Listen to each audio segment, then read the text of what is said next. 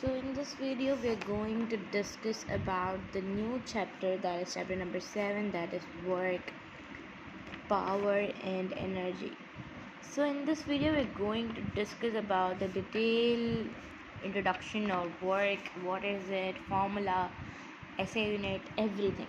Alright, so work is basically a scalar quantity, which means only this is only having the magnitude, alright, or number. Alright, so what is work?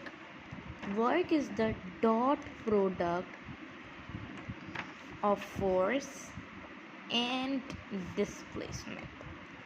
What does it mean? It means that, for example, we are having a box here, and you are applying a force. For example, you are applying a force upward, and you are placing a displacement, and you're moving with the displacement at the right side.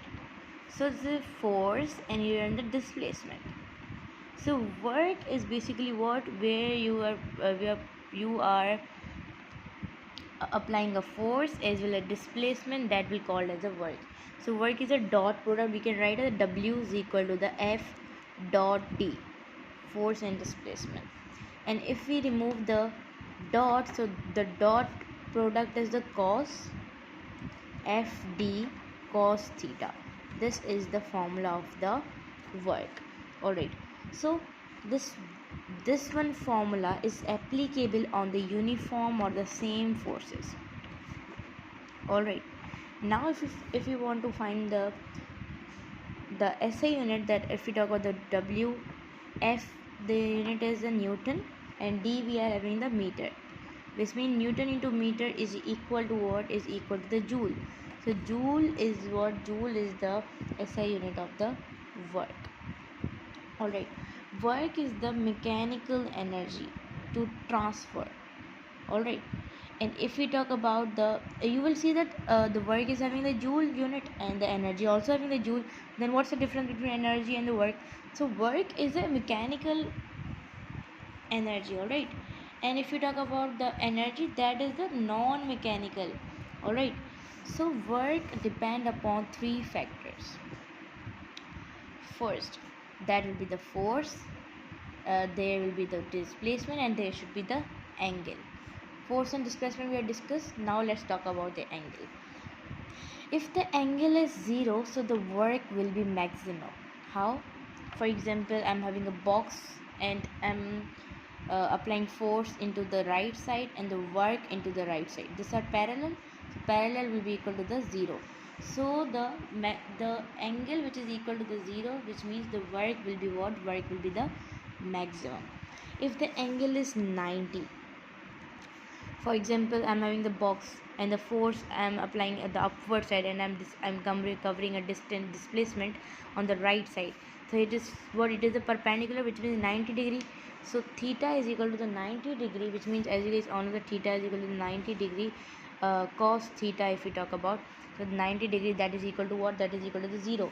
So the work will be what? Work will be the 0 at that 90 degree angle.